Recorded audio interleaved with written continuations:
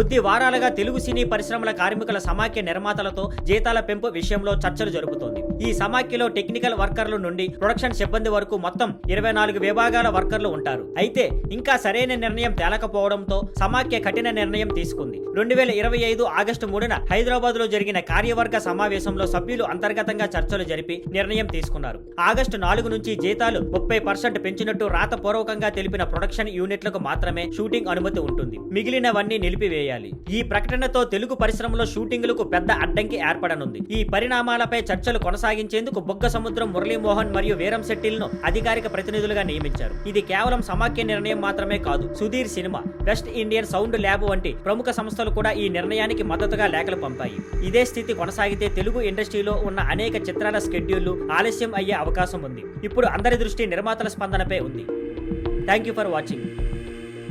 Please like, share and subscribe.